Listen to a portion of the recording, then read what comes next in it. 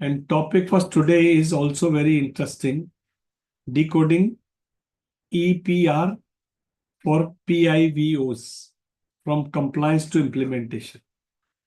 So when a layman is reading this, then he will think that what is EPR and PIBOs.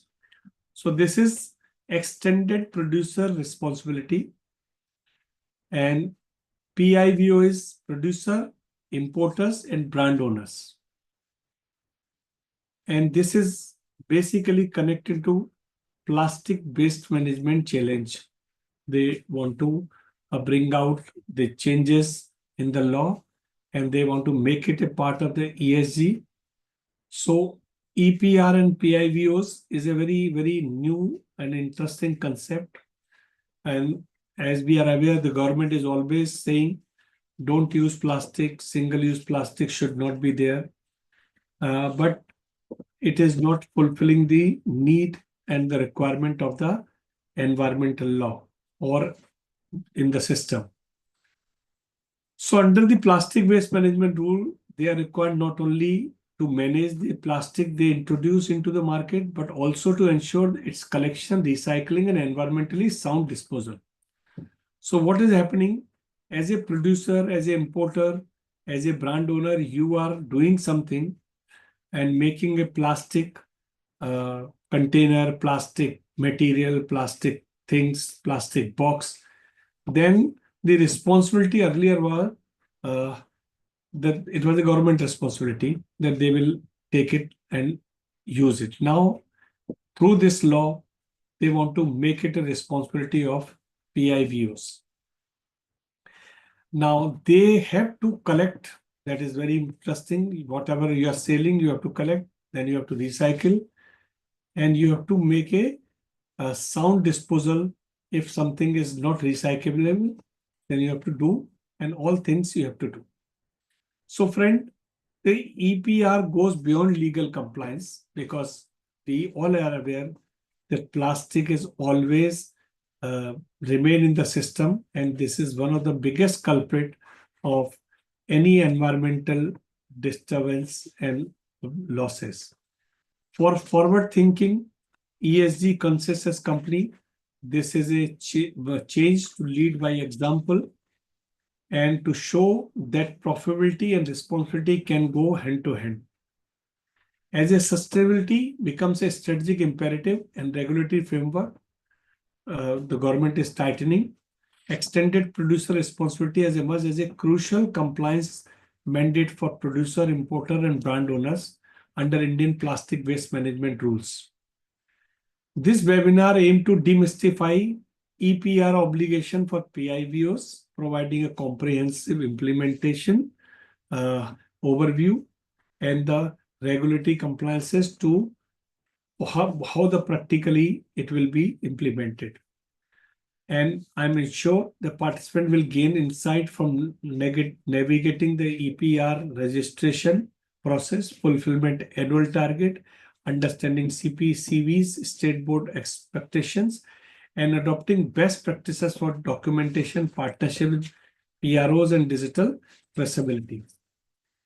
As you are aware that today's webinar we are organizing, yesterday was the Environmental Day, and then we were selecting this topic. So I thought that this is the right time that to pay our regards, pay our contribution to the this environmental thing. We should organize this webinar on this EPR. Now, today we will discuss introduction of EPR for PIBOs, EPR registration authorization process, EPR target and fulfillment mechanism, role and due diligence of PIBOs in engaging PROs and recyclers, compliance and reporting requirement, sustainability, EPR moving beyond compliances. Because in India, till the time law is not there, people don't follow. So all these things we will discuss, and I extend a very hearty welcome to our panelists. I welcome 𝐰𝐞𝐲 𝐃𝐢𝐬𝐬𝐢𝐧, Head Corporate Affairs, Compliance, Corporate Profession, who heading the ESG division also. Then we have a 𝐊𝐞𝐲 𝐃𝐢𝐬𝐜𝐵, Senior Associate ESG Reporting and Sustainability Solution, Corporate Professional. 𝐊𝐞𝐲 is a lawyer by profession, and she is an environmental lawyer, and simultaneously she has a deep knowledge on the subject of environment, not only the letter part but the spirit part also, and she has a deep rooted knowledge on various aspects of environmental sustainability, social and governance. She is working for various companies. BRSR, she is giving various advice to the various listed companies and other companies. I welcome 𝐊𝐞𝐲 for this webinar. Then we have Ms. Riya Singh, Associate ESG Reporting and Sustainability Solution. She works under and with 𝐊𝐞𝐲 𝐃𝐢𝐬𝐜𝐵, and both will tell us about the important aspects on this. Now, this topic, which is very important, and whenever I'm taking any topic, I always connect with that what I have done work in this. So long back, I think 10 years back, I prepared a report on objective of waste management, and the topic was the earth does not belong to us, we belong to the earth. That was the Malin has said. And under the Swachh Bharat mission, I prepared a report, and that was my thought process that how we should do this. So the thing was, I was just thinking that Prime Minister was mentioning that Swachh Bharat Abhiyan should be run, Swachh Bharat should be there. So I was just thinking, because I am from my hometown, and I have seen in my home, my father has a habit to collect various things, and he was keeping in the home, and we always fighting with him because so the कांच का बोतल, the कांच की पुरानी बोतलें, बहुत सारे newspaper, बहुत सारा टूटा फूटा सामान, वो एक हैबिट है कि सारे लोग उसको रखते हैं. तो मेरा जो घर था, where I was also seeing that everywhere either you will find plastic का प्लास्टिक गुड्स, प्लास्टिक के टूटे फूटे बर्तन, टूटे फूटी चीज, डिब्बे, box. Okay, just for this that it will we will use some time. So I was thinking that Swachh Bharat Abhiyan is good, but one is you are cleaning whatever on the road, but there are so many things inside the room inside the home also. So then I thought that what should be Swachh Bharat Abhiyan can help in this. So I made a report, and I did a thorough research. And I did research on the basis of that what are the things which people are saving, which is they are keeping in the home. Newspaper, magazine, plastic product. I'll come to the later on. Steel and metal product, glass, rubber. वो जो लकड़ी के छोटे छोटे वो होते हैं, वो कोई दरवाजा टूट गया, उसका लकड़ी का कोई हिस्सा है. These all things are lying there. And friends, I did this research that the paper, cardboard, newspaper, magazine, plastic product, what is the rate of recycled product? So newspaper, magazine, 10 rupees kilo, you can sell. Cardboard, you can sell at 8 rupees. Plastic, 15 rupees kg. Steel, 10, 15 rupees kg. Glass bottle, 1 rupee kg or 2 rupee kg. This. And then I was making the consumption versus how much consumption and how much recovery. So if you use paper and again recycle, 27% recovery is there. Plastic product, 45% recovery is there. Steel product, more than 50% recovery is there. Glass, 63%. Rubber, 30%. And what is the advantage? Then I analyze this also, that we are buying paper from newspaper print from internal, we are doing import because that is not there. And then I identified every ton recycled paper saves 17 trees, 60,000 gallons of water, 3.3 cubic yard of landfill, 1,000 kilogram of green gas. Recycled paper saves 60% in process of production. In the plastic area, which is our topic today, single plastic bottle can conserve energy to light to 60 watt bulb for up to 6 hours. 1 ton of recycled plastic saves up to 2 people's energy for 1 year and 3.78 liter of petrol and gasoline. And steel, another thing that is also there. So what is happening? What you are doing present saving and what you do in future saving. So present saving, maybe I'm confined to only plastic. 45% we can do present saving and future saving will be 60%. Why? Because 6.95 million liter of petrol we are saving and 9.26 million liters of petrol for future we can save. Energy for approximately 36 lakh people we are saving. So the point is, the plastic recycling you are doing, it means you are not creating from beginning. So the same thing is there, you are using it again. So to make something from zero and to have that plastic as a raw material, it saves everything. And its process time is also reduced. So it is, everybody should understand that it is not the compliance, it is actually business. It is a profit. Whatever you are collecting, it is again recycled. So the cost of your using plastic in a new thing will drastically reduce. So I was just thinking that how to understand ERP in a different way. So ERP importance in ESG landscape, I identified that how the E, S, and G will use in this. So first is environment.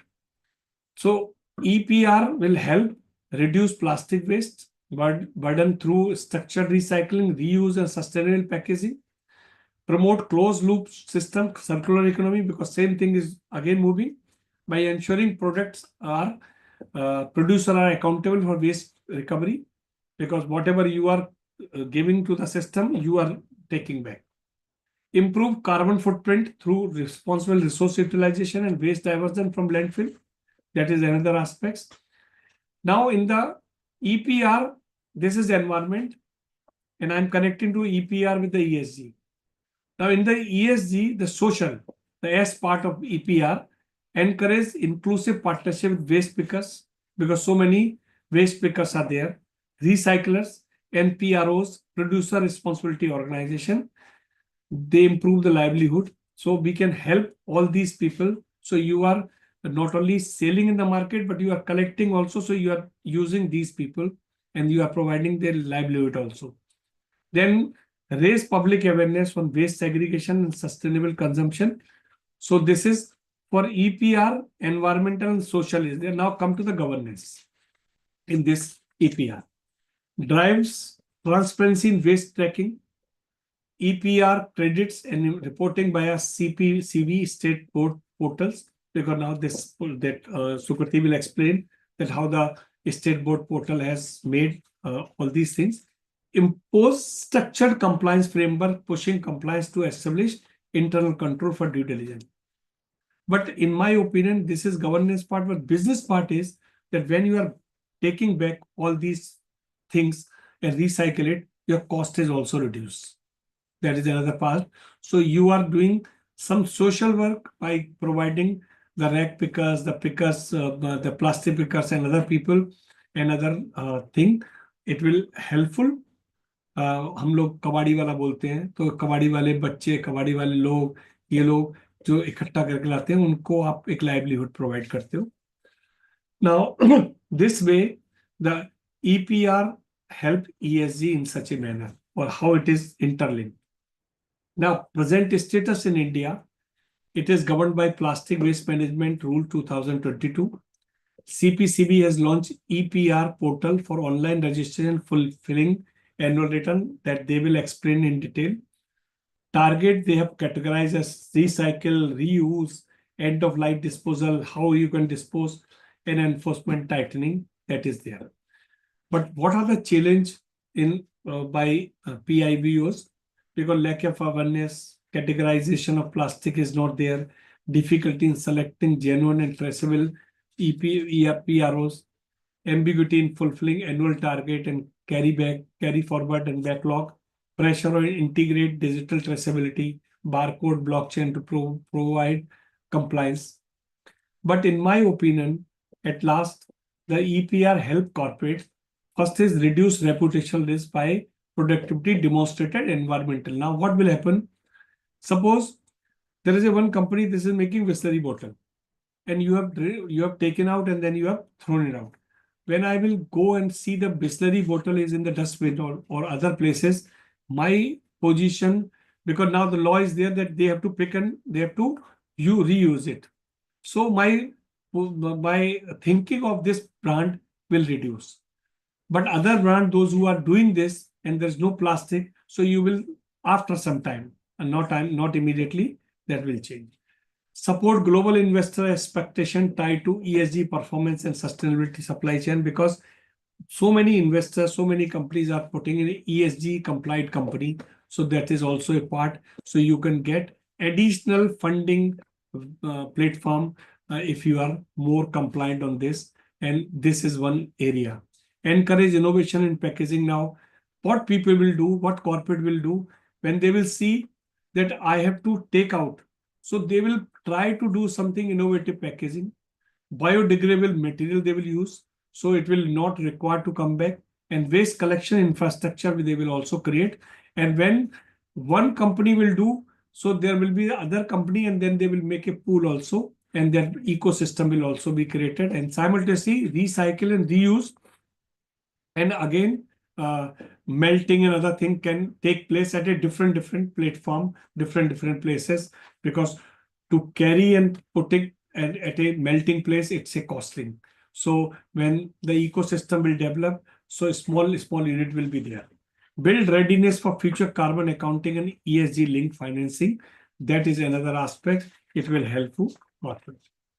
So this is my preliminary comment, and the report which I prepared long back, objective-based management, it has come out again in my hand, and I will modify it and I'll send it to the my team also and Prime Minister's office also with the new data, new things, and how the things which are lying there. I was just thinking the government of India should say everybody will contribute for the growth of the country, and this is your contribution. What? Your waste material lying in house. So Lakshmi will not stay where there is a gandagi or where there is a waste. So you take out this waste, put it for the nation's growth, and then nation will help. Nation will again emerge. How? Because the cost of the same thing. Suppose every house has a books, every house has a newspaper, which is waste. So I was just surprising that if India is importing 100 ton of newspaper, then where the newspaper is going, it is wasting and then lying somewhere. So if we can recycle it, it can useful for the system and it will be helpful to this. So with this, I will hand over to Ankit. He has to give overviews. And I just want to announce one very important thing, that our knowledge journey is going on. And our next webinar is 13th June is ESOP under the spotlight, regulatory change in ESOP disclosure for listed entity. That will be our next webinar on 13th June. And I will hope everybody to join. So first Ankit will give overview, then Sukriti and Riya will tell about the detail about this topic. Over to you, Ankit. Thank you, sir. And I think your passion for collecting garbage, I have been seeing since long. I think you can use today's day as a thing to actually boot it out, because I think that project report of yours is lying in your cupboard since long. So I think it will see its own light of day. So thank you everyone for joining us. I think sir mentioned the reason Ankit, for my doing passion for collecting garbage. No, for ensuring that garbage finds its right way. Because you said my No, passion. I meant that, Okay. not the other way around. So you mentioned that we chose this topic for the Environment Day occasion. I think the more specific reason was that this year's theme was also plastic and how we can reduce the usage of plastics in our day-to-day life. So therefore, EPR has a very important connection in the context of usage of plastic. So in today's presentation, as you've mentioned, I'll share a brief overview, and then my team will take you to towards a deep journey in terms of the EPR regulations and the regulations which actually arise from the Environmental Act, which is the key fundamental law for regulating environmental related issues in India. So EPR and as from compliance to implementation, and all these heads that are mentioned are the areas where there are EPR regulations which are there, which are in a concrete form, and in areas where there are some drafts rules have been issued, and they are await seeing light of day most probably from next year onwards. So EPR, as name said, name is a name. It doesn't signifies too much, but it says extended producer responsibility. So it's a responsibility which is being cast on a producer to do certain things which this law obligates on the producer, outlines what needs to be done. So and it is, as it is mentioned, it is based on the concept of polluter pays principle. So if you see in terms of creating regulation around environmental laws, is one regulation is you create regulation around licensing approvals. You outline measures that companies need to do to avoid doing pollution. You have policies around zero liquid discharge, then emission controls, lot of things where there are policies which are outlined. But in spite of all these, there are many things which cannot be controlled, where pollution will ultimately takes place in one or other form, and therefore obligation is thought to be cast on the producer itself to ensure that he does something which takes some bit out of the pollution that the production that he is doing, that creates out of the system, and therefore a responsibility has been cast on it. And that from that particular responsibility, the word has been coined extended producer responsibility, because extended means that your responsibility doesn't ends on manufacturing the right goods.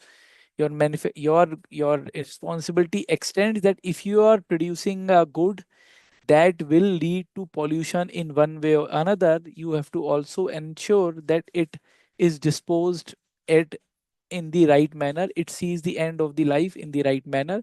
Either it is disposed of in a manner that um, it is either reused or not reused, but that the disposal doesn't creates any kind of a pollution. So that is where the entire concept of extended producer responsibility lies. There are responsibilities which have been created on various players in the value chain. Therefore, the concept, the coined word is also PIBO, which each alphabet stands for a name of the player that plays part in the entire value chain. So in terms of the, if you see the heading is notified and draft EPR rule. So the so the EPR rule started its journey from outlining the responsibilities in terms of plastic related things, and then it extended to e-waste, battery waste, waste tires, used oil, end of life vehicles, and non-ferrous metal scrap. Then these are the rules which have already been notified, for which there are systems in place, compliances have been outlined. The concerned players need to undertake in terms of what are the obligations that have been outlined in the EPR rules. Then there are some drafts that have been issued, for example, construction and demolition waste, packaging made of paper, metal, glass, and sanitary products. So there are the draft rules have been issued. It went to a public consultation process. The consultation process is now over. As per the draft rules, once they take the final shape, they are expected to be online. They are expected to be implemented from April 1st, 2026 next year. So the one which are notified and already in place, the one which will be notified are expected to take shape of law from April 1st, 2026 next year. So companies have to make necessary arrangements either today or by beginning of the end of this year, to ensure if they are in industries where the EPR responsibilities will be applicable effective April 2026, they do the necessary preparations at their end. Next.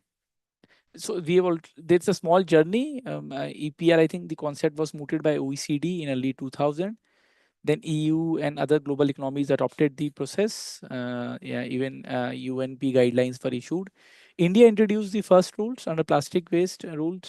First time the EPR guidelines were issued in the year 2016, and from 2016 it is an onward journey. Journey, I would say, a little slow in terms of, if you see the products that are covered, for some which are draft rules have been issued, but there are a lot of other categories we feel that where there is an important role of EPR, for which the regulations will be issued over a period of time. So journey is little slow, but considering that the growing importance of environmental related issues, we will see, I think, a much progressive regulation in the remaining areas in times to come. Importance of EPR, I think, as so EPR, as I mentioned, it starts from sourcing of raw material production and ends in disposal. So therefore, it promotes a circular economy in many cases where, like for example, e-waste, when they are recycled, they take form of a new product. So therefore, the product that started in form of a laptop ends at e-waste and then takes the shape of some other product. So it creates a circular economy.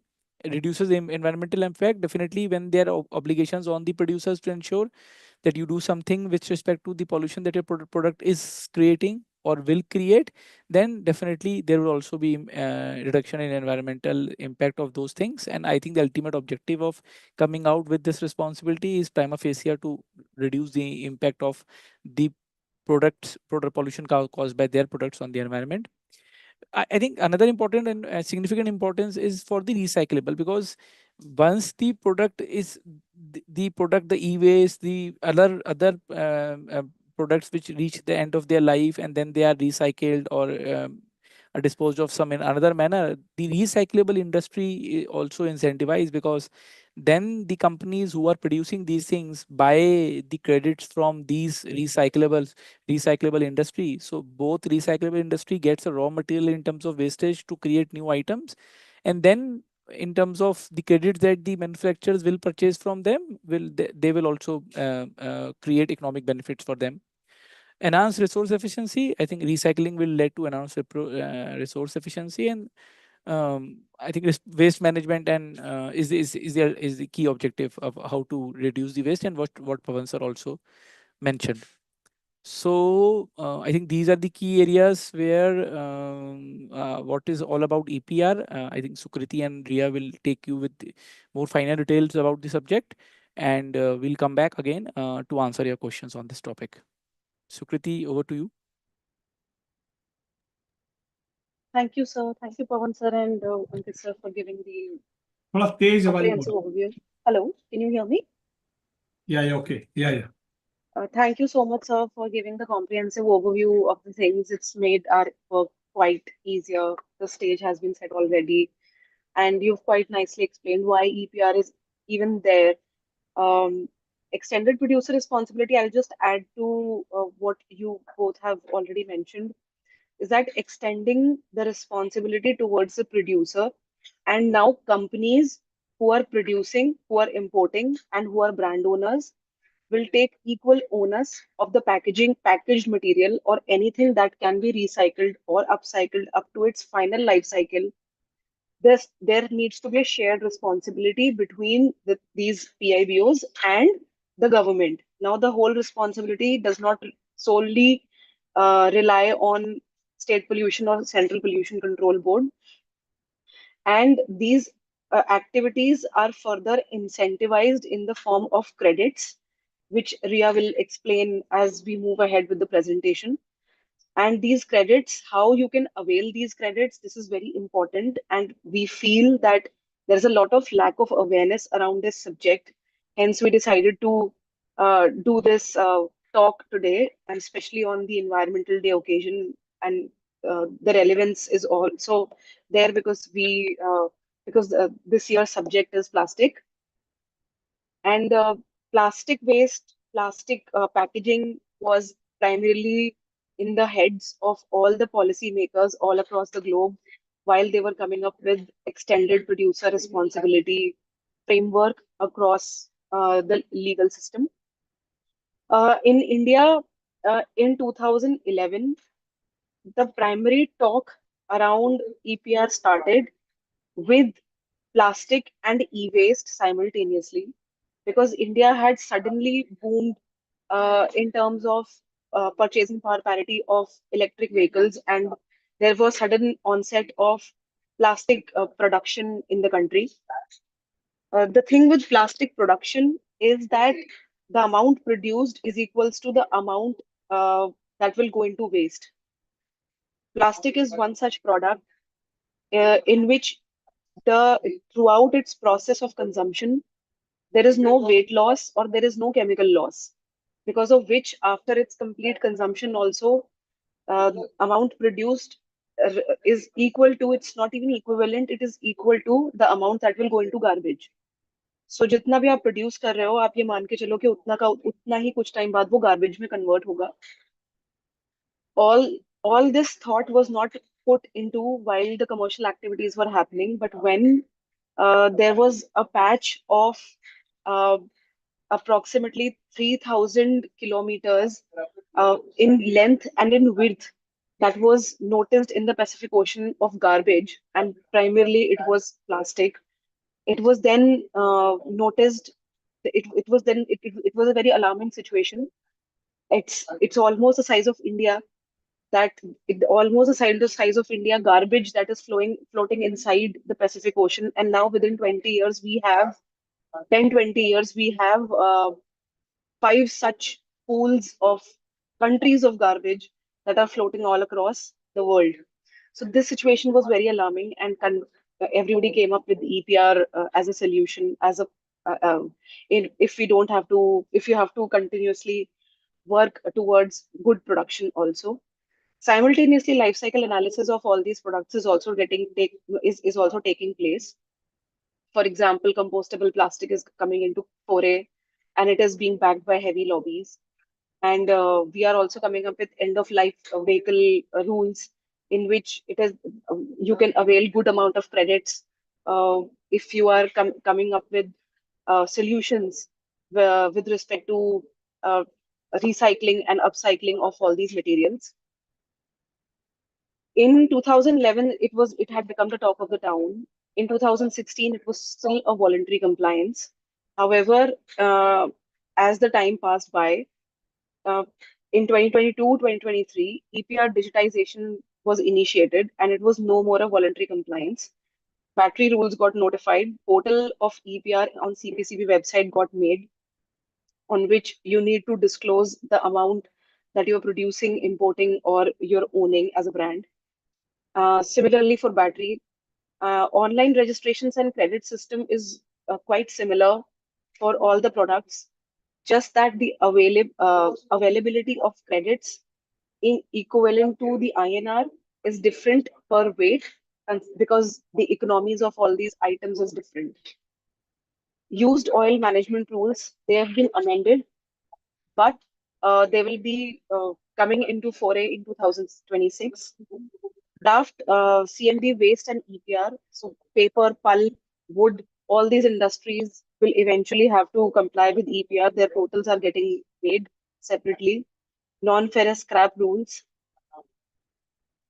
Anything, so ferrous is metal, any kind of ferrous, iron, metals, any kind of products that do not have metals also, but they can be recycled or upcycled, and they form a part of the scrap, will also have to comply with these rules. If you're a glass manufacturer, you're a metal and sanitary so metal or any other scrap dealer PIBO, then also you will have to comply with these rules. And in 2026, all sanitary pads, sanitary pad manufacturers also have to comply with these rules, along with the biomedical and hazardous waste management rules. So primarily in sanitary packaging or sanitary pad for sanitary pad manufacturers and any kind of diaper manufacturers also. the act is of incineration. However, now the incineration is not just the responsibility of the state, the incineration is the responsibility of the brand owner. And the environmental protection end of life vehicles rules got notified in 2025. And all the vehicles, this has become very important that all the vehicle owners, manufacturers, brand owners, and importers have to comply with the EPR credit rules, and they have to have a portal on the EPR registration site. We can come to the next slide here. Legal foundation of EPR in India. So these are the four major acts that you have to keep in mind as a brand owner or an importer. That the umbrella legislation for all the environmental rules and legislations is the Environmental Protection Act, and any kind of pecuniary or punitive punishment will be guided by the sections given in the Environmental Protection Act and rules. Even the tests and the audits and any kind of mechanism, any kind of raid that can be conducted upon your sites, any kind of weight measuring that needs to take place before issuing any kind of credit to you, that will, the parent act, the ultimate ruling act would be the Environment Protection Act. Identification of waste streams needing regulation. Of course, we saw that it started with e-waste and plastic waste, but now we have waste oil uh, rules also. Even the sanitary pad manufacturers, the metal scrap, the non-ferrous metal PIBOs are also coming under its gambit. Rubber manufacturers, rubber PIBOs are also coming under its gambit. So as and when the regulatory authorities will keep realizing that this material can be recycled and upcycled, and this material is unnecessarily going into the landfills, but can go back into the economic stream and can be reused or recycled to a point where its life cycle is utilized up to its full capacity, the rules will keep evolving, and that's the rule of law, that it keeps evolving and it has to evolve. If it's not evolving, then that means society is not evolving. It's a good thing. There is some disturbance here. Regulatory authorities would be, of course, MOEF is the ultimate rule maker. It will be making all the rules. The implementation agencies would be CPCB and SPCB, depending upon what kind of material that you're dealing in and where your CTO and CTE is of. The domicile of the factory or the outlet or your place of work, or depending upon the magnitude of your production or your import or the amount that you own as a brand owner, all these things will be kept into consideration before implementing any kind of regulations on you. If you're a refurbisher, if you're a recycler, then most of the time CPCB is the body that will be doing any sort of implementation or providing you with the licenses. And in case of imposing any kind of penalties, also CPCB has the authority to issue a show cause notice in case of any kind of misrepresentations to avail more credits, or any kind of non-compliance. For example, you fall into a category that is required to take an EPR registration certificate, but you're not having it, then any kind of raid can be made on you by either of these bodies, depending upon the kind of product that you're making. And uh, SPCB and CPCB have the authority to issue any kind of show cause notice in the absence of any kind of compliance, because rule of law, not ignorance of law is not an excuse. We can come to the next slide. Entities obligated under EPR framework would go as producers, brand owners, importers, manufacturers, importer of raw materials also, refurbishers, retreaders, that's only specific to tires, recyclers, and waste processors.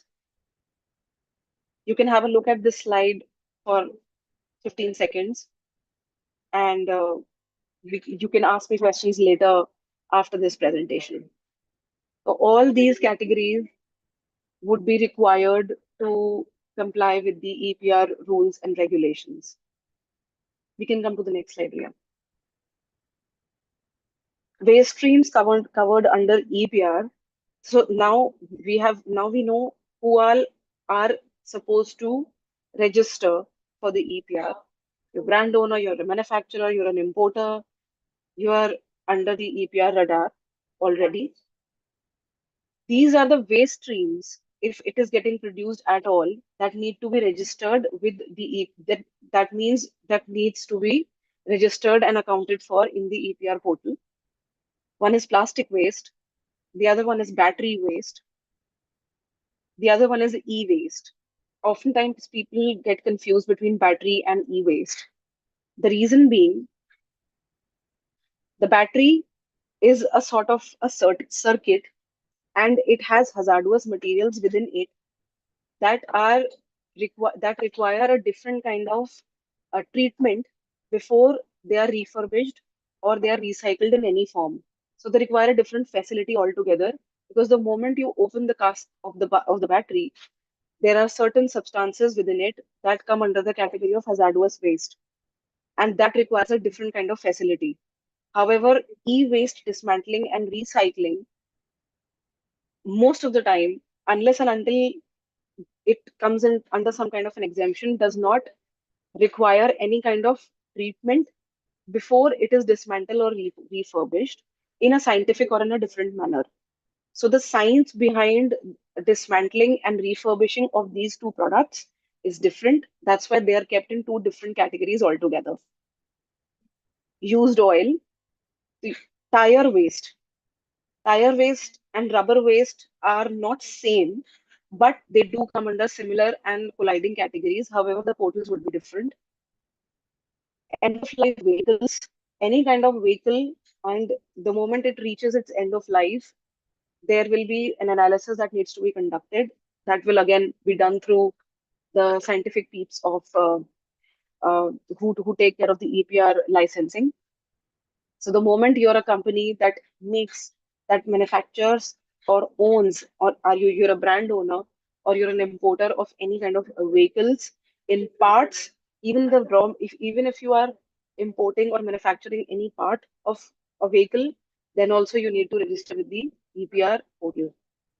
Construction and demolition waste, any kind of demolition or construction waste you're dealing with, or you're a company that deals in construction and or demolition of buildings, then again you are under the radar of the EPR. Packaging made from paper, glass, and metal, as well as sanitary products. So the moment you are under either of these categories, glass has come under this category. You're a glass manufacturer, you're a glass bottle manufacturer, you import any kind of glass bottles, you use any kind of glass bottles for your own packaging. For the packaging of your product, you are importing any kind of glass bottles or any kind of glass jars, then also you need to register with the EPR portal. Paper, again, any kind of paper, you're manufacturing paper, not just packaging products, but you're using pulp and paper in any form, then you are very much entitled to register for this compliance. Sanitary products from 2026, this compliance will be made on all the companies who are making uh, personal hygiene products like diapers and sanitary napkins. Let's move ahead. I think from here, I'll see you all at the end of the presentation when there are answers and there are some of the penalties and challenges that I'll be discussing. From now on, Ria will be taking you ahead with all the practical solutions that are there and how to use the portal, how can you avail the credits, and all the technicalities related with this subject. Thank you so much, Ria. Over to you, Thank Ria. you, ma'am. Thank you, ma'am.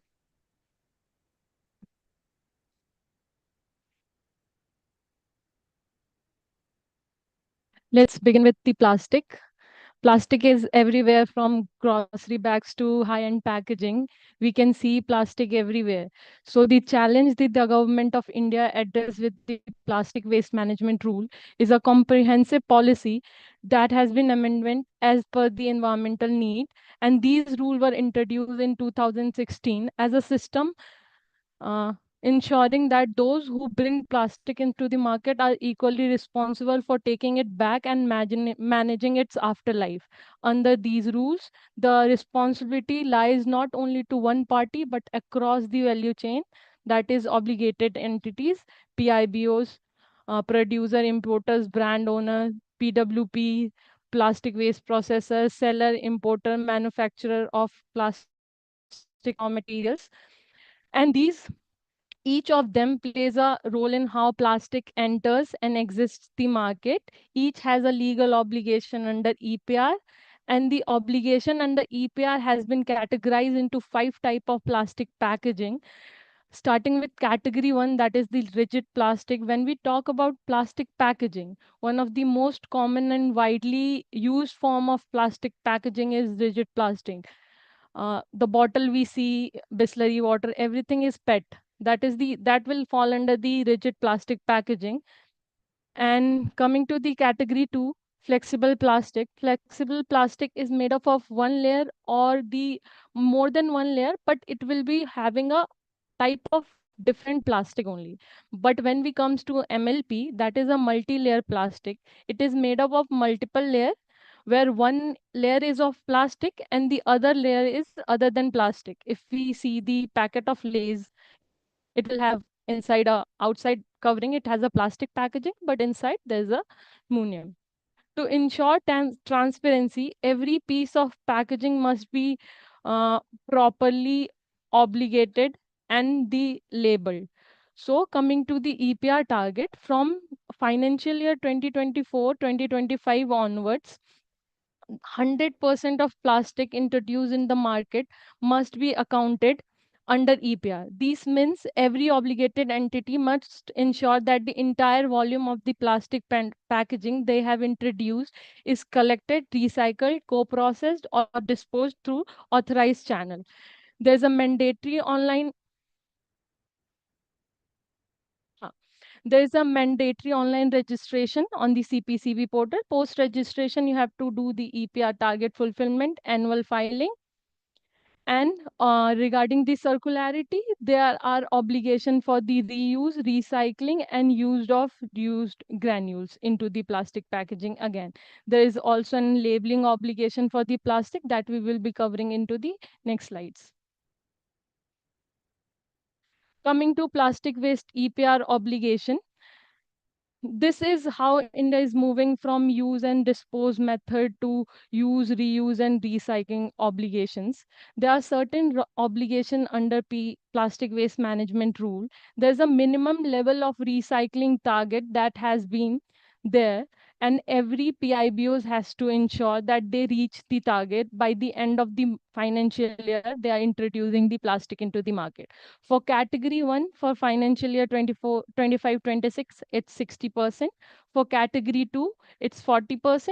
And for category 3, it is 40%. Similarly, this will increase from 26-27, 27-28 onwards. There is an obligation for use of recycled plastic content as well, category wise. For category 1, from 25-26, it is 30. For category 2, it's 10. And for category 3, it is 5. Similarly, year on year, it increases.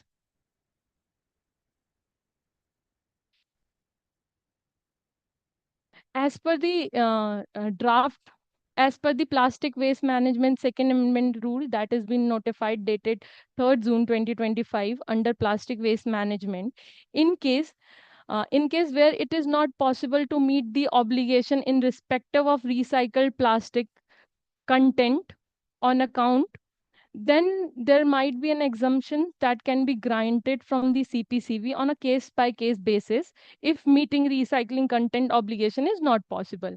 There are certain 2 conditions. One is the statutory requirement, second is the technical requirement. Statutory requirement would mean the case where use of recycling content is not allowed by any other law enforced. Technical requirement would mean the case where use of recycled content could render the packaging material unfit for the intended user. These rules have came on 3rd June.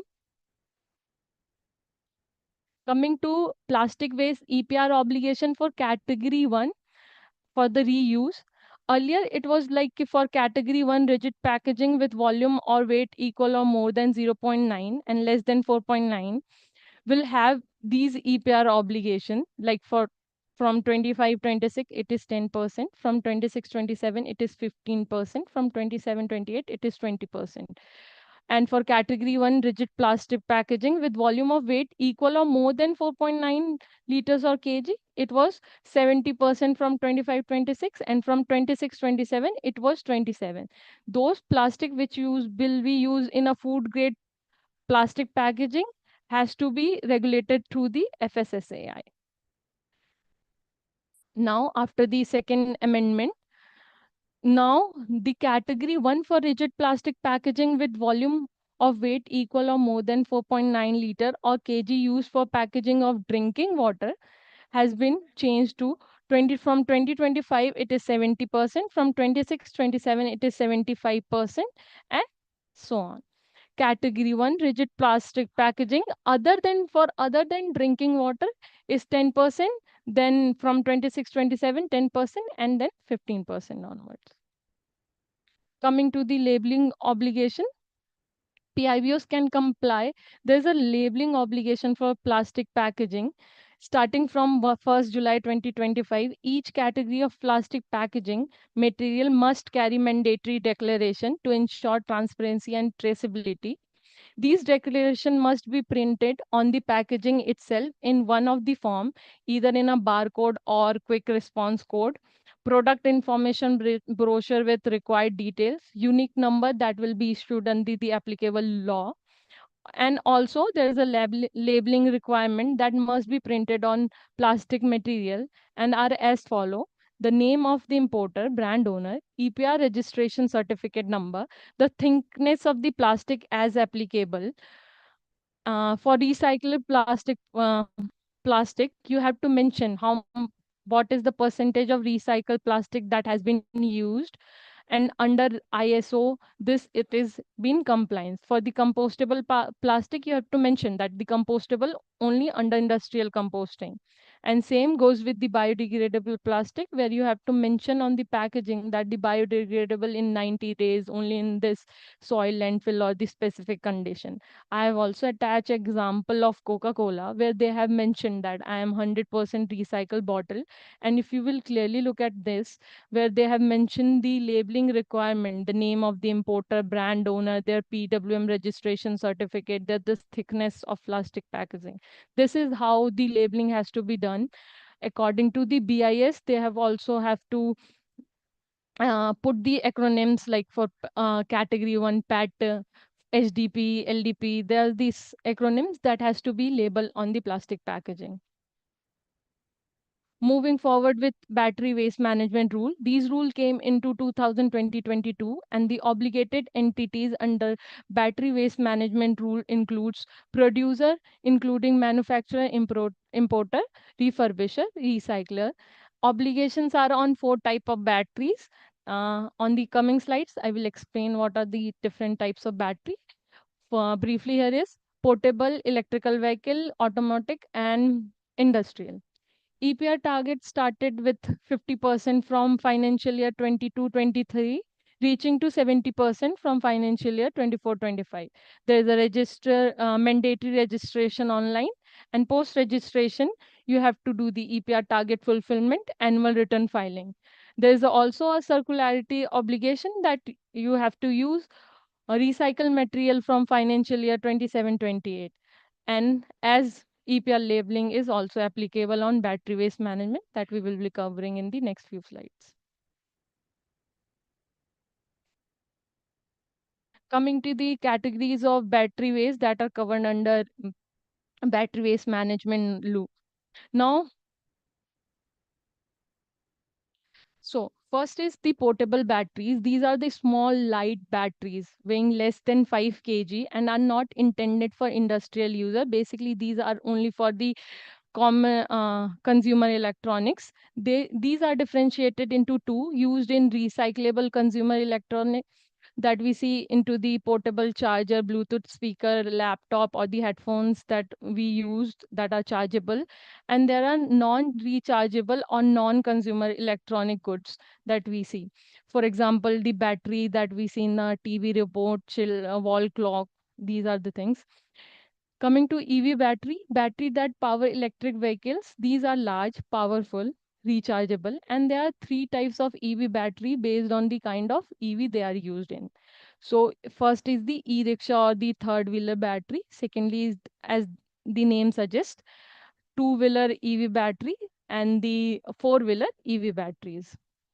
And coming to the third, that is the automotive batteries. These are traditional lead acid batteries used in petrol or diesel vehicle, primarily to start the engine, power light, and electrical systems.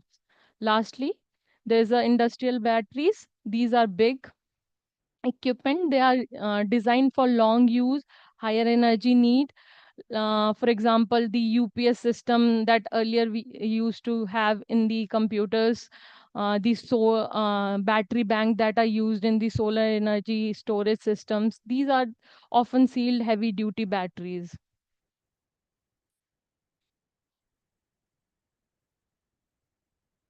Coming to the battery waste EPR obligation, there's a minimum obligation with respect to the use of domestically recycled material in new battery for producer.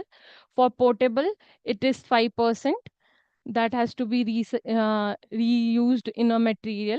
And for electric, it is 5%. For automotive and industrial, it is 35%. There is a minimum obligation for the recovery of battery material from the battery waste. For portable, it is 70% from 24-25. And from 25-26, it is 80%. For automotive, it is 60% from 25-26. For industrial, it is 60% from 25-26. And for electrical vehicle, from 25-26, it is 80%. This is the minimum obligation for the recovery of battery material from the waste. Coming to the battery waste management collection target and compliance cycle. As per the battery waste management rule, a 10-year compliance cycle has been introduced starting from financial year 22 and 23 to 2031 to 32, under which producers are required to meet the mandatory waste battery collection, refurbishment, and recycling target. The target begins at the 50% for the batteries that are being placed into the market in 2017-18, and that increase gradually to 70% from 2019 to 2020 onwards. Cumulative of 100% collection and recycling target that has to be reached by 2031 and 32. There is a carry forward provision which allow up to 60% of the average annual quantity of the plastic waste that has been placed into the market per year during the 10-year cycle to carry forward to the next compliance year. So if you are not able to reach the target in a 10-year compliance cycle, the 60% of carry forward is allowed. Similarly, there is 10 years compliance cycle for portable battery, except for those that are used in consumer electronic, which are rechargeable. The same way, there's a 10-year compliance cycle from 25-26 to 2034 to 35. Producer must meet the annual collection target during the 10-year cycle that will start. And by the end of the 10 year, 100% of the plastic waste that has been placed into market during that period must be collected, refurnished, and recycled. Producer have a provision to carry forward at least 60% of the average annual quantity that has been placed into the market to the next financial year. I have attached only two examples, but if you will refer, there are for automotive batteries, that there is a 7-year compliance for automotive battery. For industrial batteries, there is 7-year compliance. And for EV batteries, there are also 7 years of compliance cycle that has to be followed.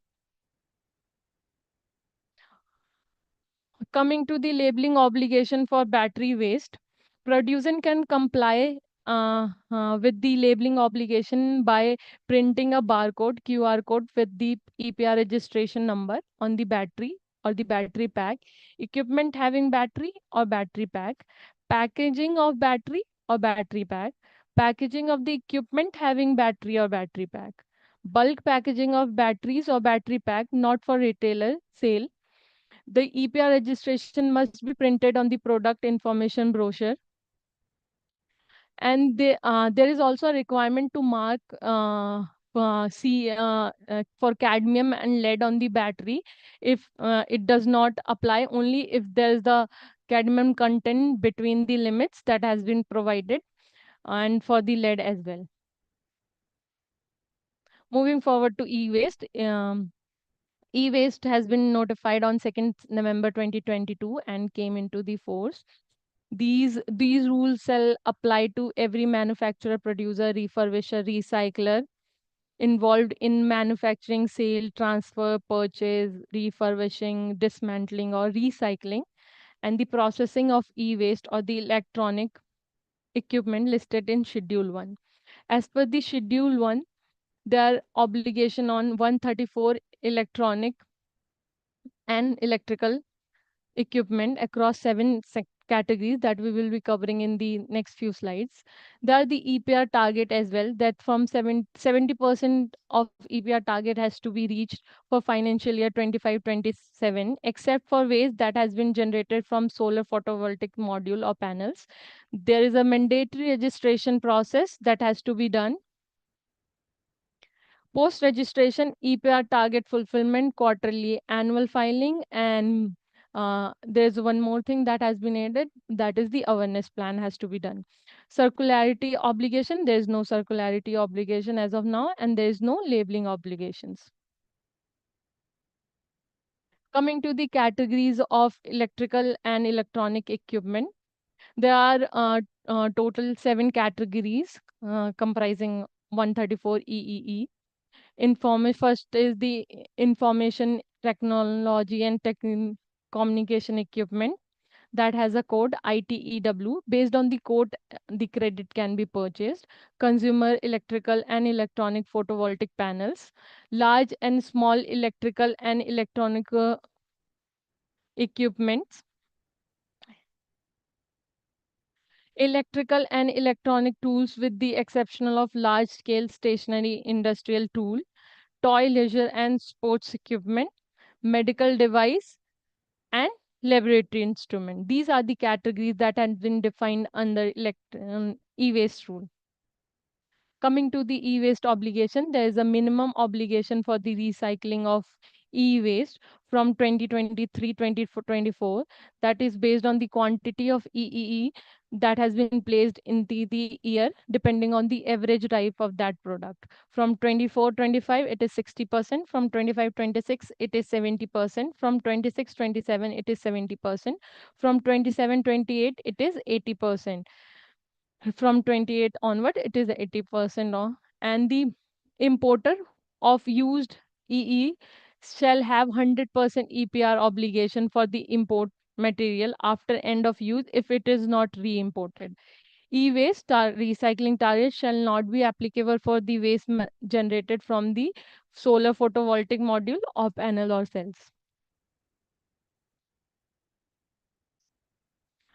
Now coming to EPR for used oil. The EPR framework for used oil was introduced in 2024 as amended and applies to the key entities such as producer, including importer, collection agent, recyclers. And the obligation is specifically on handling of the base oil or the lubrication oil. Under this framework, the EPR starts at 10% of the base oil or the lubrication oil sold in the financial year 23-24 to 20%. There is a mandatory registration that has to be done. the post-registration, EPR target fulfillment, annual return filing, awareness. These are the post-registration compliance that has to be followed by obligated entities. As of now, there is no circularity obligation, and there is no EPR labeling obligations. This mechanism is aimed at ensuring responsible collection and recycling of used oil.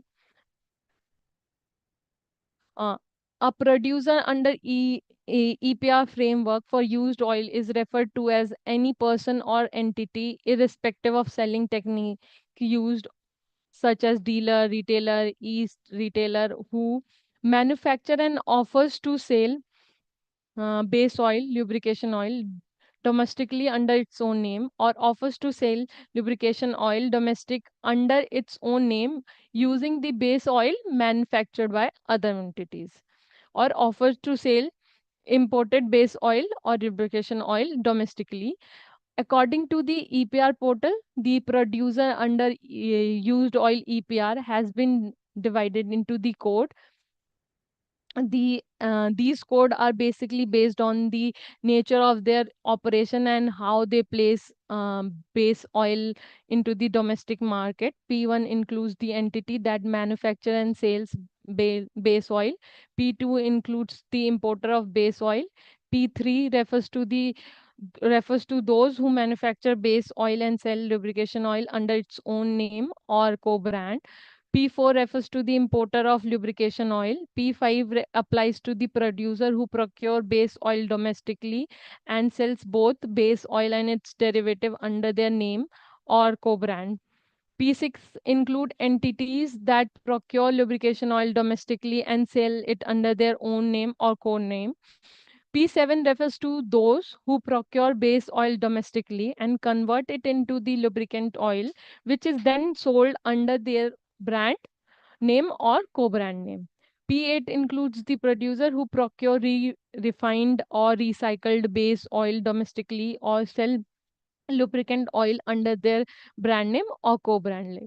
Lastly, there's P9 that represents those who manufacture and sell refined or recycled base oil under their brand name or co-brand name. Each of these categories have EPR obligation based on the nature of the product they have introduced into the market and must comply with the registration and the post-registration compliances. Moving forward with the tire waste. The EPR framework for tire waste was introduced in 2024 and applies to the key obligated entities that are producer, retrader, recycler, and is also obligated on tire, tubes, and flap. There's under this framework, obligated entities are required to meet 100% EPR target in financial year 25-26 based on the quantity that they have placed into the market. Online registration is mandatory for all obligated entities, and post-registration compliance are EPR target fulfillment, annual return filing. As of now, there are no circularity obligation under this framework, and EPR labeling requirement are not applicable for tire waste. Moving forward to ELV EPR.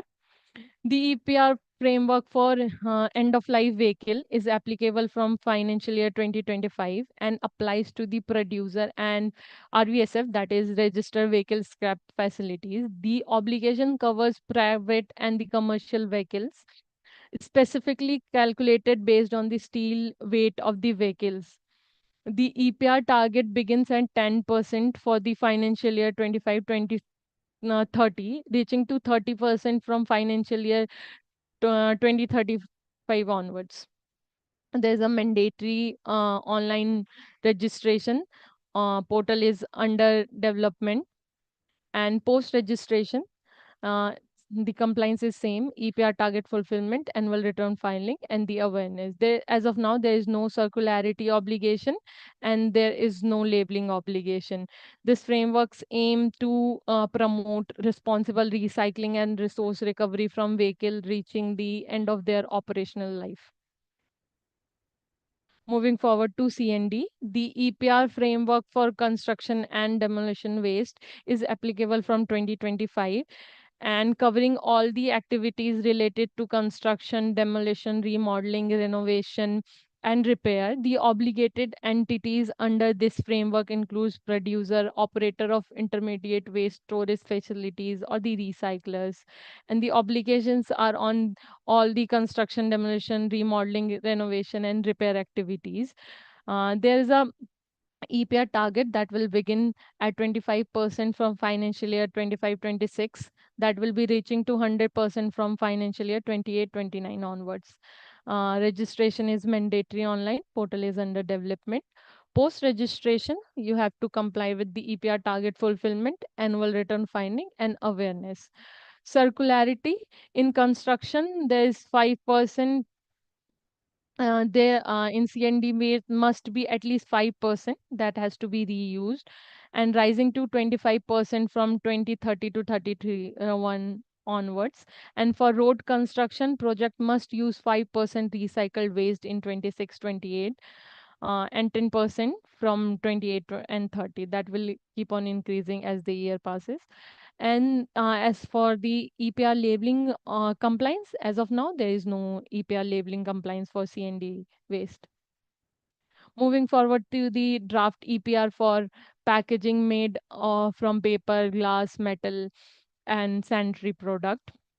The draft EPR rule for packaging came into 2026, will be effective from 1st April 2026. And the obligated entities under this framework include producer, importer, brand owner, and waste processor. Obligations are on paper, glass, metal, and the sanitary products. The EPR target for paper, metal, glass starting with 50% from 2026 to 80% by 2029. For sanitary products, it start with 60% from 2026 to 100% by 2029 and 30 onwards. Registration is mandatory. Portal is under development. And post-registration, the EPR target fulfillment, annual return filing, and awareness program has to be conducted by the obligated entities.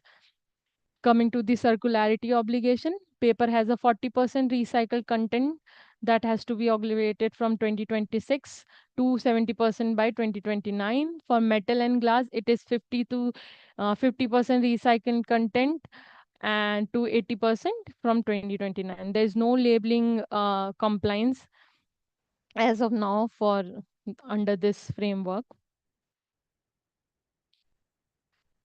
Now, coming to the EPR compliance part. When we talk about EPR compliance, it begins with the mandatory online registration for all the obligated entity, which include producer, importer, brand owners, waste processor, and refurbisher, retraders.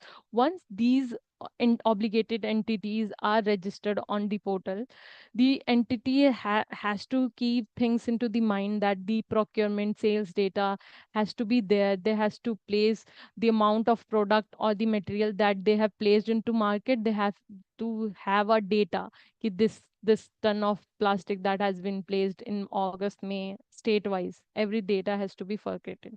Next, coming to the EPR fulfillment, where entities must ensure that they meet the target through appropriate mechanism like recycling, reuse, co-processing. In some case, they might also need to submit a plan of action outlining how they are intend to meet these obligations. Then comes the annual report filing that involves the submission of the procurement and sales data and purchasing of credits that has to be done or in order to comply. Beyond these, there are some additional compliance as well that has to be done, labeling and the other thing that we have discussed in the previous slide. Before beginning with the EPR target fulfillment and mechanism, let's first understand what EPR credits are. EPR credits are credits or record that prove a producer has meet their EPR obligation or has managed the end of life product they have introduced into the market.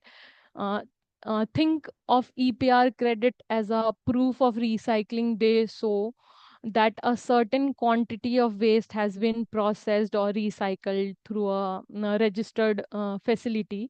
The registered recycler or processor recycles the plastic, batteries, or e-waste. Then they report those recycled quantity to the central portal that has been managed by the CPCB portal. Then the CPCB verifies the data and issues the EPR credit in the denomination. For plastic, it is for 1 ton, it is one credit. For e-waste and battery waste, it is for 1 kg. This is how the EPR credit is being generated on the portal, and then the producer, importer, or the brand owner can purchase these EPR credits from the authorized recycler or co-processor, depending on the obligation that has to be done, and they can meet their target. These are the ways that the EPR fulfillment can done. Each waste category has set recycling, refurnished, obligation, reuse that we have discussed in the previous slides that need to be kept in mind before doing the EPR target fulfillment.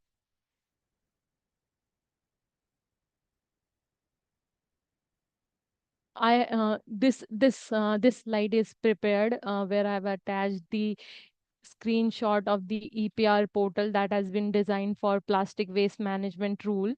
Uh, it is under using this portal, the PIBOs or the PWP or ULBs can sign in or register and can do the post registration, everything. The target that has been defined, the entities has to fulfill. This is the portal where you have to come. So you need to have a user's name and password, the authorized person details, and the company's detail, PAN, SIN, and then you can simply register by providing all the details that has to be asked. And this is the portal where you have to do the registration. Similarly, this is the portal for e-waste management rule where the registration has to be done. This is the e-waste registration portal under battery waste management. Ma'am, over to you.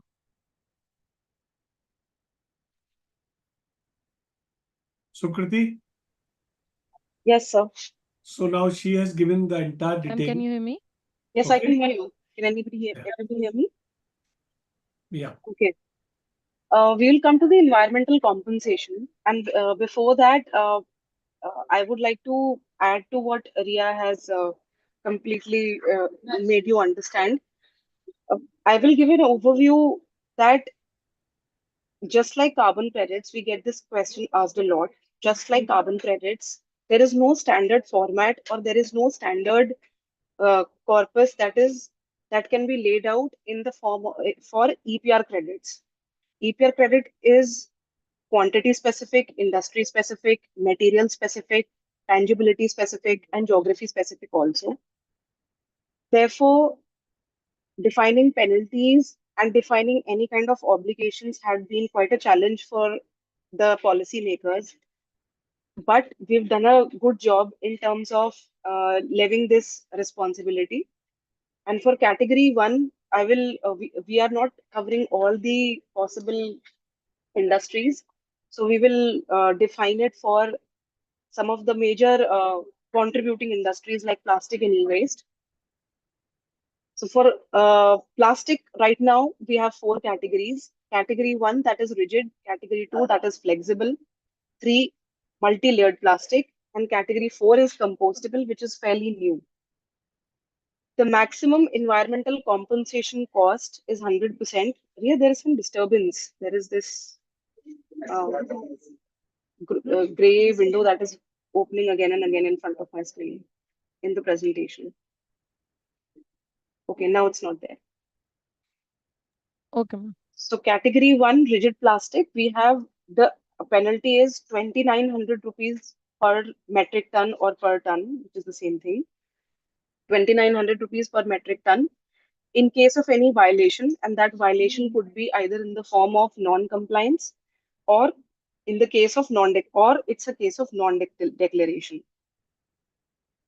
Minimum is 30%, depending upon the magnitude of the offense that there is. For category 2, that is flexible, that uh, packaging that also consists of polyethylene, 5,000 metric ton, and the minimum amount is 1,500 metric ton. Category 3 for multi-layered packaging is higher, and category 4 compostable, it is higher. The reason why there is a hike in multi-layered packaging and compostable packaging is because there is a high chance of greenwashing also for this kind of a material. There are certain standards, and that standard has been defined in the previous slides, 17988 of 2021, that specification needs to be complied with, and you need to put a stamp of CPET approval, and you have to write, you have to completely declare if the product is supposed to be industrially composted, or it can compost in the ambient environment also. You have to declare the compostability factors of that particular product on that on the plastic material that you are using for manufacturing or importing or brand owning. And there is a very high chance, in the absence of very strict regulations as such, and especially in the complex demography such as India, it is very easy to come up with any kind of greenwashing ideas. That's why if anybody is caught with any kind of misprojection that this plastic is green, this plastic is healthy, this plastic is compostable, or this plastic is not really a plastic, we see all these kind of bags quite often in malls or in places that we go. And if there is any kind of act that is related to greenwashing, then that can also be that that amount is also included while considering the amount of environmental compensation for these products. Now we'll come to e-waste.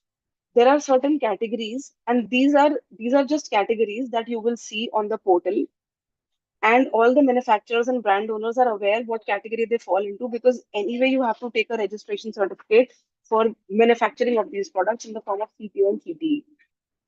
And even when you're importing, then also in the form of bill of lading, bill of exchange, you have to exchange, you need to take these in the EXIM numbers also, it is there.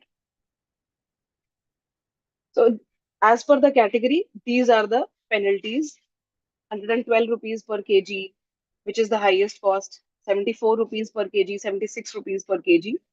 And usually manufacturing goes up to quite many metric tons. So the moment there is any kind of non-violation with respect to non-licensing or with respect to misrepresentation of any kind in order to avail the credits that we've seen in the case of Maharashtra SPCB, uh, laying out 116 companies with the show cause notice, because in order to avail green credits, in order to avail EPR credits, they had shown that their manufacturing facilities and their recycling facilities are bigger. However, that was not the case. So in any such cases, these kind of penalties can be levied on you, ranging from minimum to maximum, depending upon the magnitude of the problem. Ria, next slide.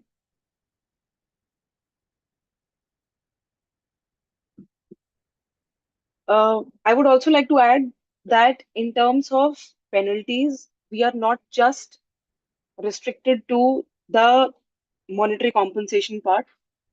As I iterated right in the beginning, that Environmental Protection Act is the parent act, and ultimately, if there is any kind of show cause notice and that goes into litigation, then even NGT and Supreme Court have the powers to decide upon the fate of the company's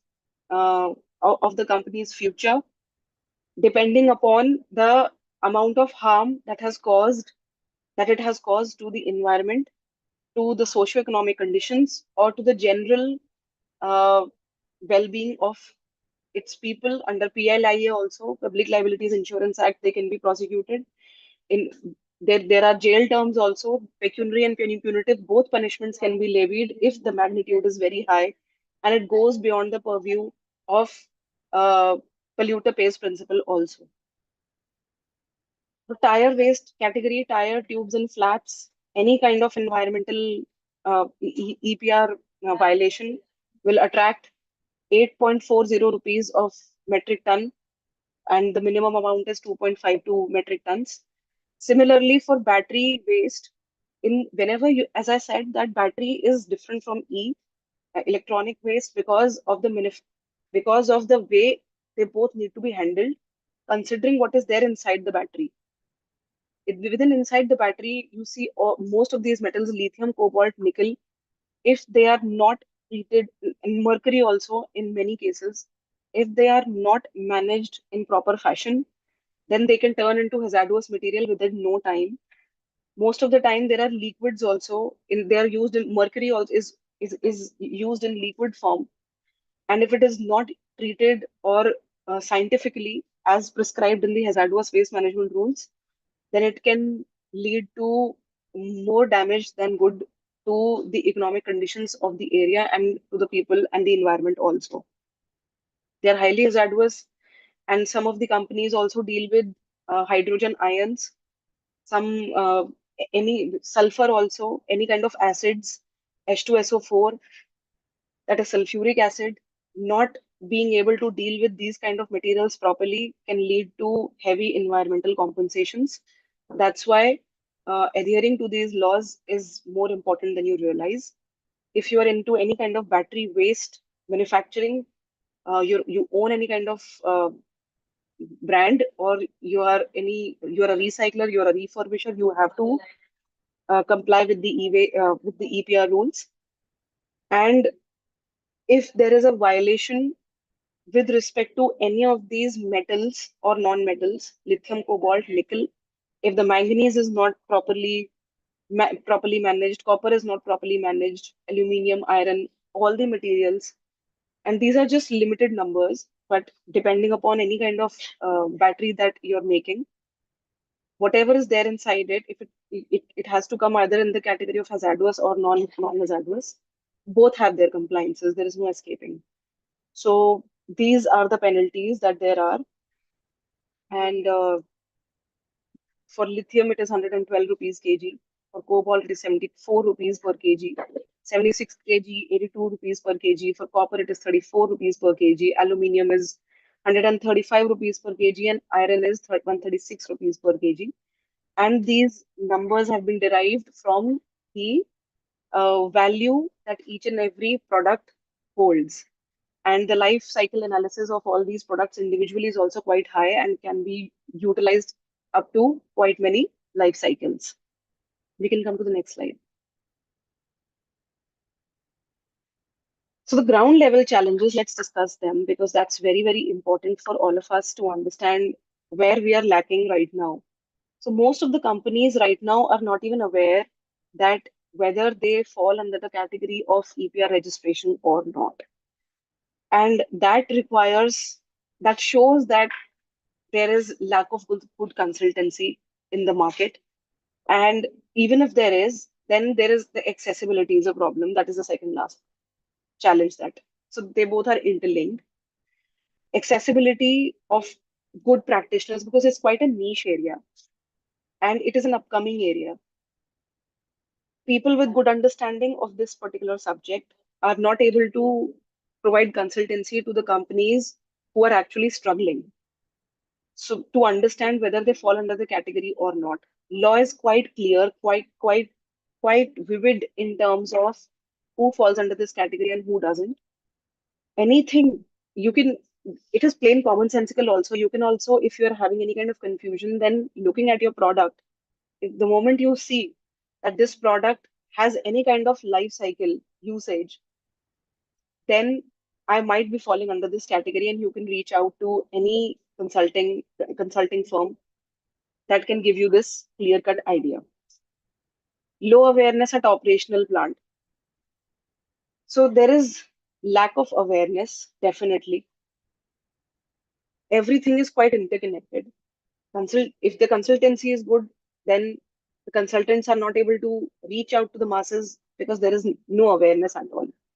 Most of the companies, as I said, are not even aware, are not even having this understanding that this product of mine, I'm falling under the category of a PIBO, or I'm a refurbisher, or I'm a recycler. We recently dealt with an issue where a dismantler thought for good 6 years of running a facility, quite a profitable facility, as in his own mind thinking that he's a recycler. But technically he fell under the category of a dismantler.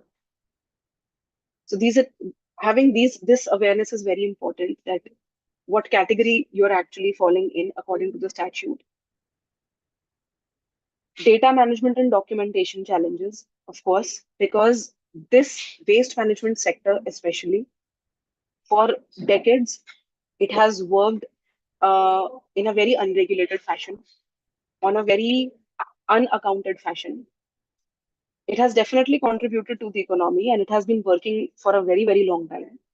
But the accounting and the way it has worked for so many decades and for so many years has needs to change now, and things need to come on more professionally on a piece of paper with proper documentation.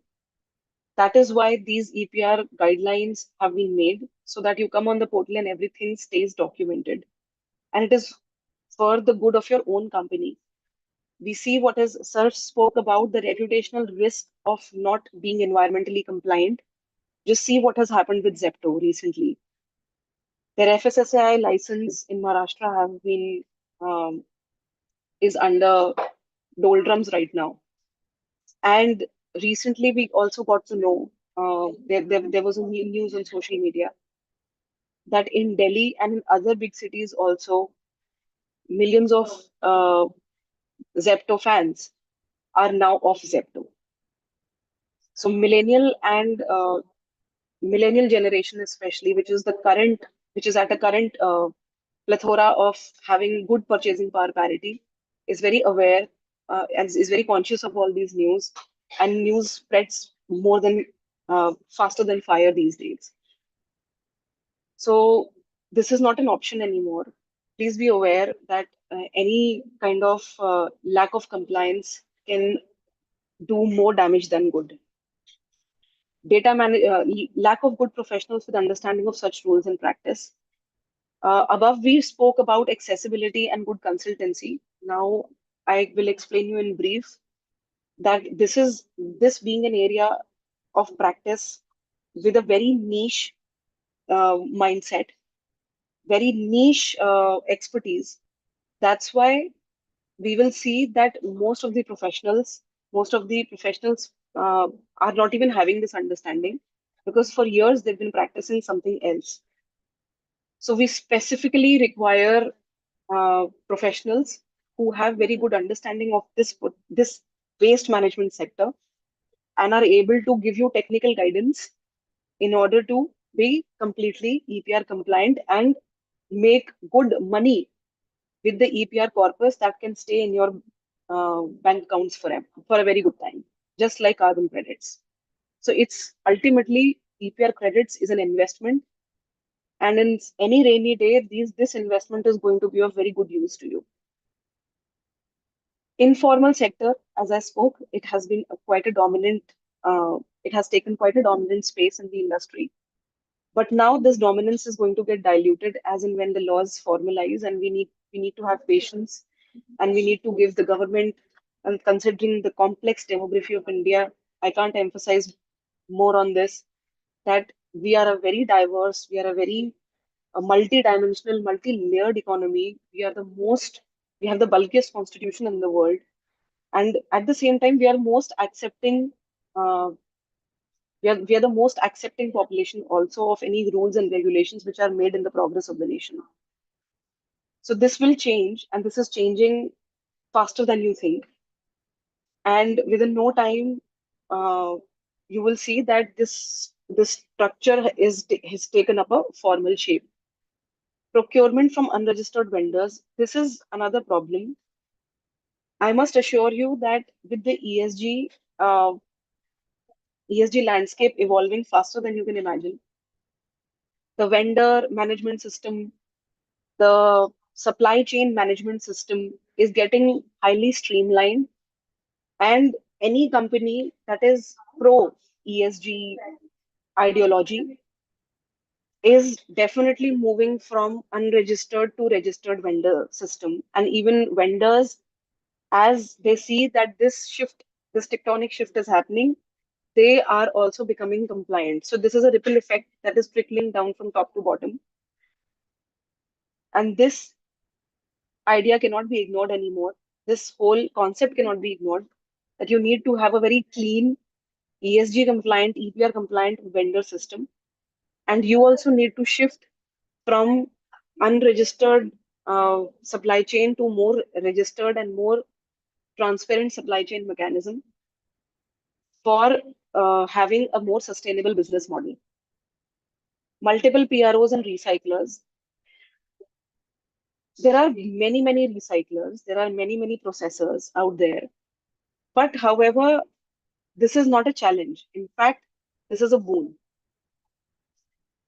This multiplicity is definitely coming as a bulk, but eventually you will see that as things streamline, there will be more transparency and you will get a chance to choose which recycler suits you best in terms of their ESG practices. So, of course, this is a challenge right now, but challenges and opportunities are two faces of the same coin. This is an opportunity for the future if you are able to identify it right now. Accessibility, I think we've discussed. Frequent portal issues. Frequent portal issues are happening right now because this law is evolving. Right now, this is a problem.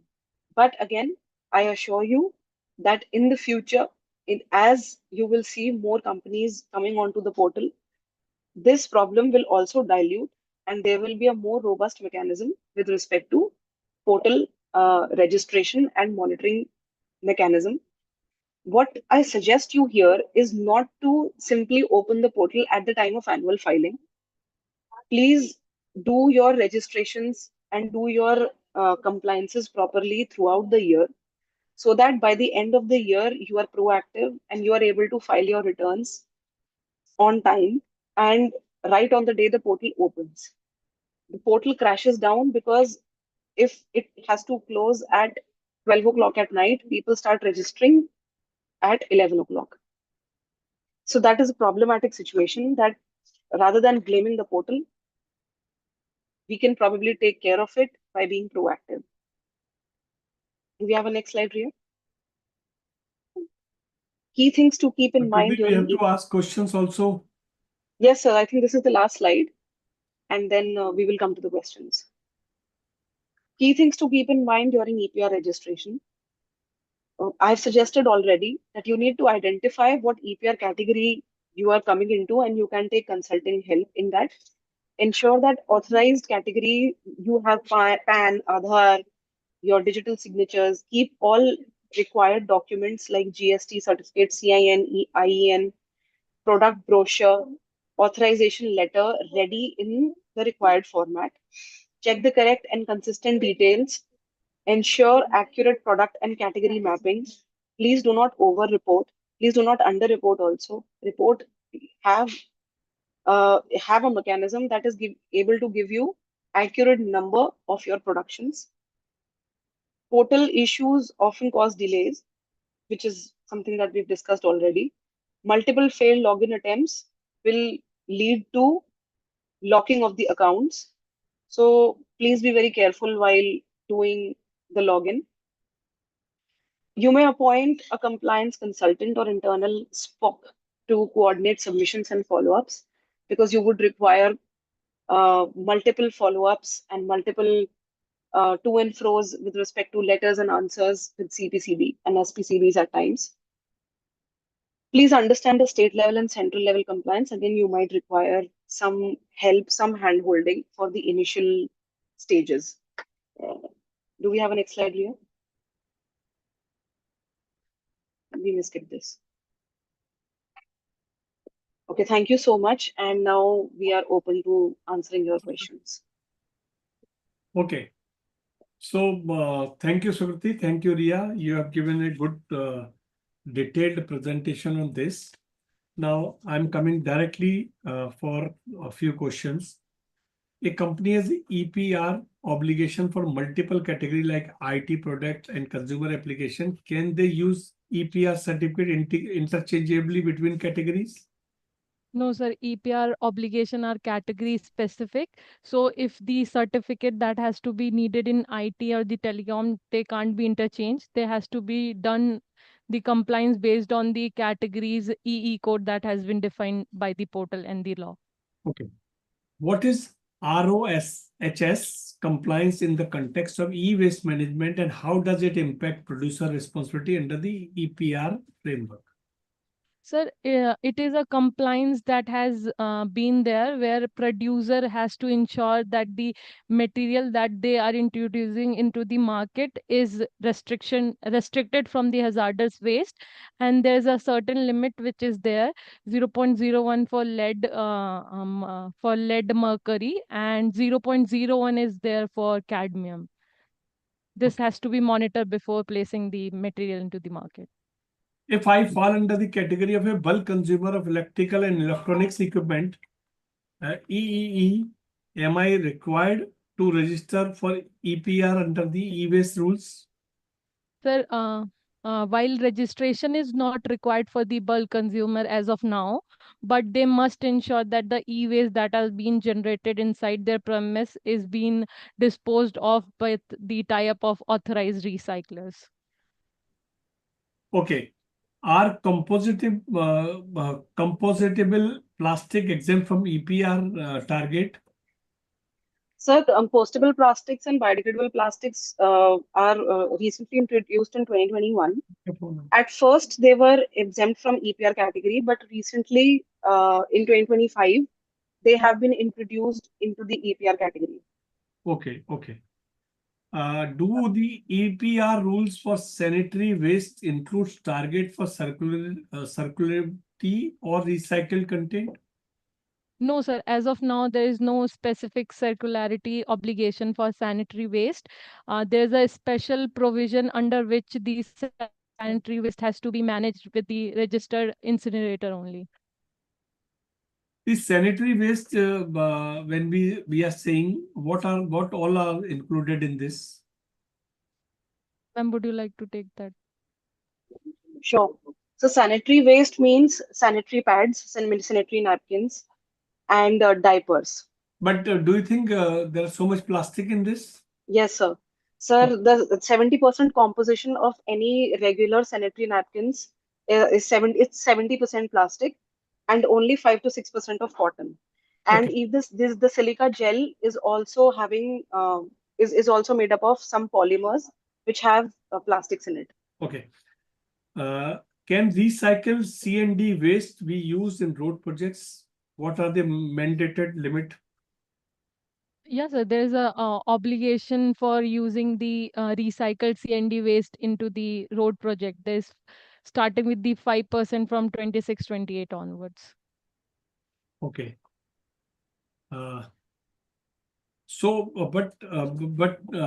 I was reading in the newspaper that they are saying that whenever they will make road, it will be they will use plastic. What is the status? So, I'll take that up. yeah. So in Dubai recently, there was a road of 10 kilometers that was made from plastics, but eventually the project failed because plastic tends to expand itself and start leaching after some time in the presence of extreme heat.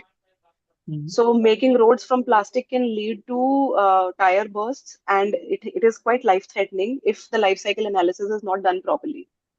So life cycle analysis is still under consideration, and no such product has been out in the commercial market as such. Okay. So do you mean to say that it is not successful? So currently it is not successful. However, with the mixing of the recycled plastic with any kind of products that can reduce the impact of heat on the plastic and can make it more, make its behavior more like concrete, then it can be made successful. So life cycle analysis is still happening. Okay. What mechanisms are in place to ensure that vehicle dismantling and recycling are done in the environmentally sound manner? So there are CPCB authorized register vehicle scrapping facility RVSF that the consumer or these producer need to be in tie-up with them to fulfill their EPR obligation. Okay. How are producers expected to meet their target if the large proportion of end-of-life vehicle are not traceable or disposable of informally? Sir, one of the key challenges in the ELV sector is that the high number of vehicles that are being disposed of is mostly unregistered channels. And a government has recently launched a voluntary vehicle scrapping application where the consumer can register their vehicle that has been the end of use now. And from there, the producer can have a tie-up with the RVSF and they can track on and they can follow the depollution protocol and ensure the proper recovery of the material and the disposal of the material.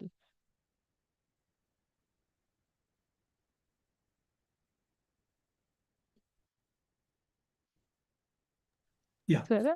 I was reading just some interesting facts about this plastic. Just confirm me. India generates over 3.5 million tons of plastic waste annually. Yes, sir. Of the only 60% is recycled. So 60% is an exaggerated number.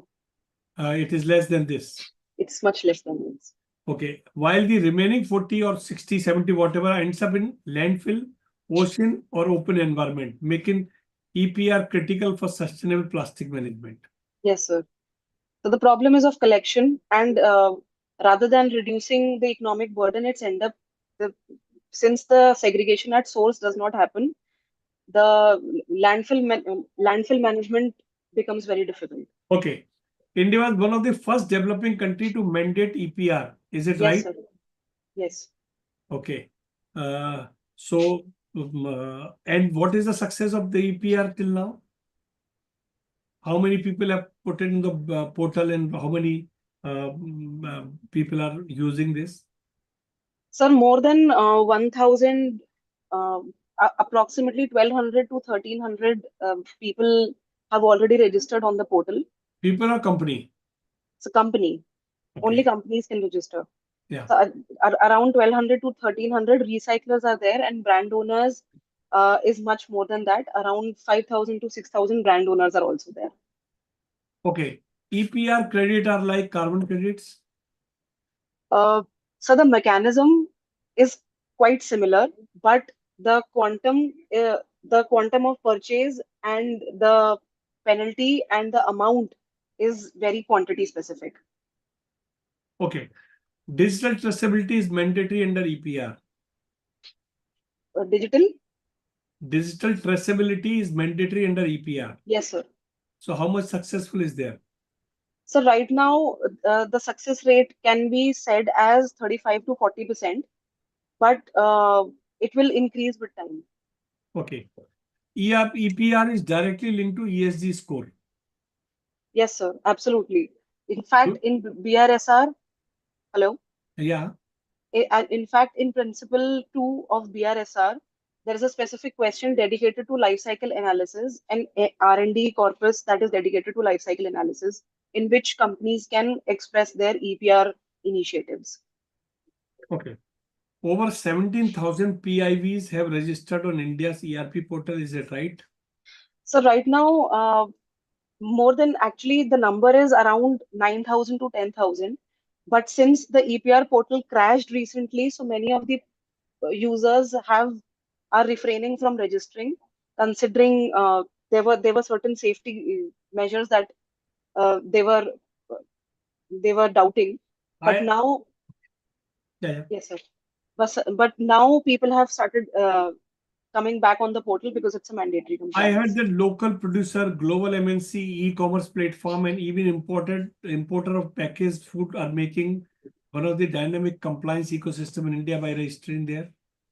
Yes, sir. The reason was because in 2016, there was a complaint filed against Amazon and Zomato, and that the matter also went up to Supreme Court, and 100 crore penalty was levied on them for environmental to manage their environment to manage the environment and manage the plastic that is produced from the packaging that they give their products in. That's how the evolution of EPR happened, and now they are one of the most compliant companies. Okay. How many categories are there for plastic in EPR? I think 4. What are these 4? There are total 5 categories Yeah. in EPR. Category 1, that is the rigid. Category 2, flexible. 3 is the MLP. 4 is the compostable, and the 5th one is the biodegradable plastic. 4th and 5th has recently been introduced. Okay. EPR encourages packaging innovation. Is it right? Yes, absolutely, sir. And can Because you give any example? yes, sir, absolutely. ITC has recently come up. If you go into the ITC hotels, you will see that the soaps that are there and all the bottles that are there, they write 100% compostable plastic. So companies, if they cannot reduce on their plastic consumption, are shifting to more sustainable plastic options. Okay. Okay. Or any other example? Yes, sir. Sir, Right. last year the Coca-Cola has tie-up with one of the manufacturer, and they have launched this 100% recycled plastic content in the bottle. Even the cap is recycled. And you are also seeing in the hotel now they are not keeping plastic bottle, they are keeping glass bottle. Yes, sir. Glass bottle is there, but Okay. somehow if they are not able to cut down on their plastic consumption, then they are at least switching to paper or mushroom papers. And black cat paper has also come. That is being made from uh, soil. So this kind of innovations are now happening. Okay. Okay. India's ERP target are becoming stricter each year. Is it right? Yes, absolutely, sir. Okay. How many? So what do you think? In how many years we will reach to a target of this? Suppose we are producing 100 ton. We are in the all packaging, all material we are sending to the market, say 100. So how much it will return? Okay. What is the target the government has fixed? So Sir, for by 2030, the government for all the products has targeted for 100% return. But this is in paper right now. Hmm. So by law, by means of law, by means of legislation, there is 100% return. Because I said earlier also that with respect to plastic, amount consumed is equals to amount wasted. So there is no consumption in between. There is no waste. There is no loss of weight or loss of mass. So 100% return is anticipated by law, and this is what they've declared also. But, And but these are what when the they, EPR targets also. but when they will get the 100% out of this, the old material will also come now, which is already lying there. Yes, sir. That's when. Okay, so with respect to e-waste and other categories, then there will be dismantlers, refurbishers, and every product will have its own unique identity that will go to different users. Okay. Okay. So thank you very much, Sukriti. Thank you very much, Riya, Ankit in absence. We have tried to cover the topic which was very complicated, the EPR for PIBOs, but the way Sukriti and Riya they have handled questions. This shows their knowledge and expertise in this area. And by doing this, I was also not aware of so many things. When I read and when I saw your presentation, then I realized, oh, this is also now becoming a part. And when we see the plastic and other thing, we feel now that yes, somebody is there, some law is there, which can take care of this. With this, I thank both of you for covering, and I thanks all the participants. Friends, before concluding, I just want to clearly mention that the extended producer responsibility is no longer just about compliance. It is a key lever for driving corporate sustainability, circularity, and ESG performance. Today, we have explored how PIBs can fulfill their responsibility, partners responsible for PROs and recyclers, document and reporting effectively, and ultimately turn compliance into a competitive advantage. As a ESG disclosure become more structured through BRSR and investor scrutiny increases, embedded ERP into business model is not just the right thing, it is a smart thing. Because if you do this, I told you, suppose you are sending something, some packaging in the market and it is coming back, your cost is also reduced, which you are normally not doing today. So thank you once again by all for attending and joining us. We look forward for this type of encouragement in our next knowledge session that I told you on 30th June 2025, ESOP under the spotlight, regulatory changes in ESOP disclosure for listed entity. We'll discuss each and everything about the ESOP, and we'll discuss about various new developments taking place in this area. Till then,